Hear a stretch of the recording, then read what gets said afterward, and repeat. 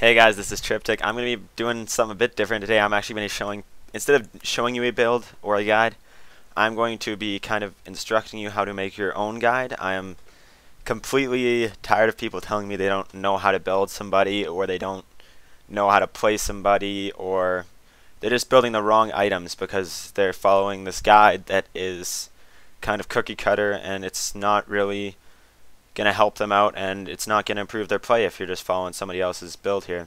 Okay, so the first thing I want to touch on is, as the screen says, the rules. And there are a couple sort of rules or guidelines you want to do when you're making your own build, and things you want to look at before you actually make your own build.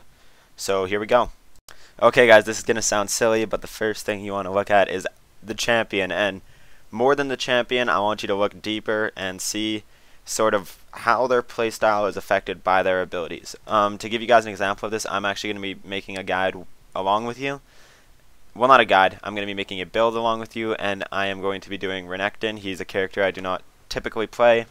I don't really play tanky DPS very much, and so I know kind of what items to build with him, but I'm going to come up with the rest by myself.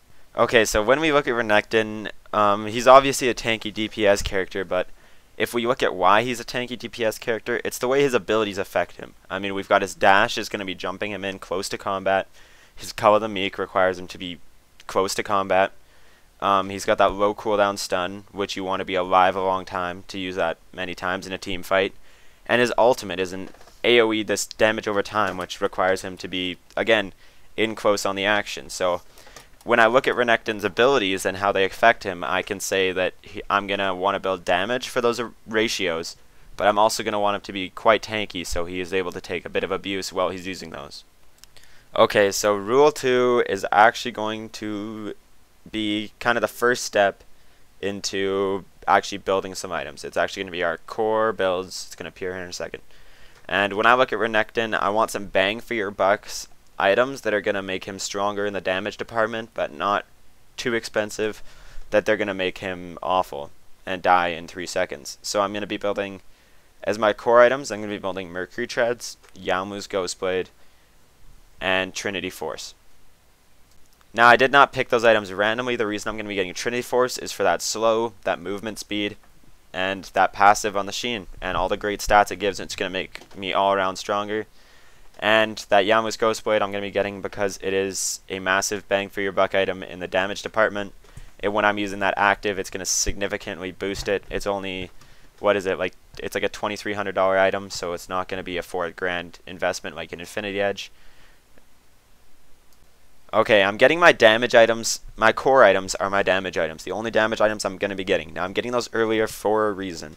It's because, well, you want that damage when team fights are not going on, and you want to have those by about the 25-minute. After that, I want to build nothing but tank, because when the team fights are happening, I'm going to want all those tanky items to make sure I'm actually able to utilize those damage items I invested on early game, if that makes any sense. There's no reason in buying brand new tires for the car if you don't even have a body for it yet. So you're going to want to get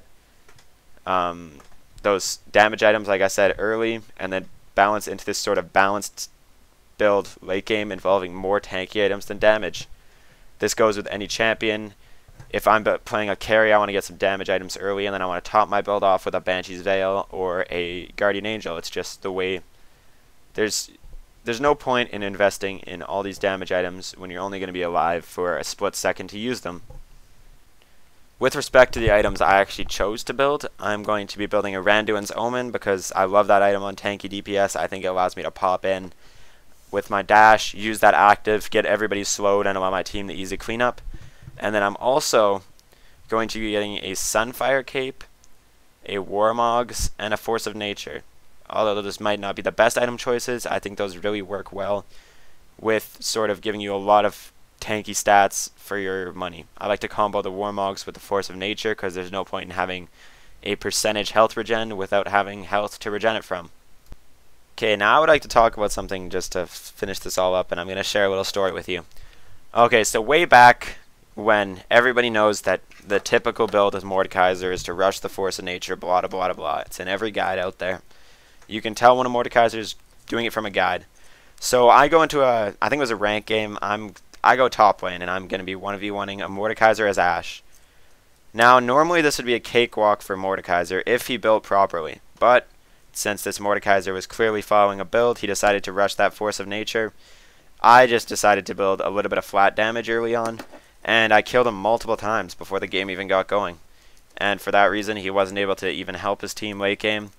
And yeah, so you want to actually, this is going to sound crazy, but consider who you're up against before you build items.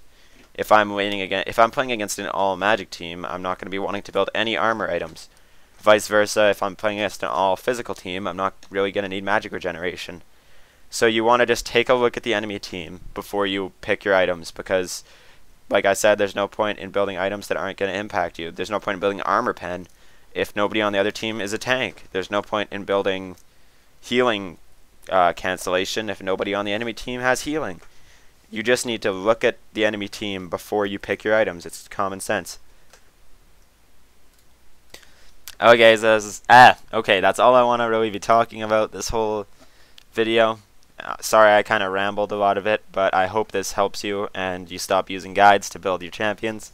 Sorry I have a bit of a cold right now. My throat's a bit clogged up, so no sex jokes intended. But yeah, it's gonna be not sounding great. But I hope you like I said, I hope you enjoyed this. It's not a typical guide, but it's supposed to make you better as an actual player. So if you liked it, please show that like button some love, ladies and gentlemen. This is White Boy 7th Street. I love it when you like it. And I'll see you guys next time. Headbutt.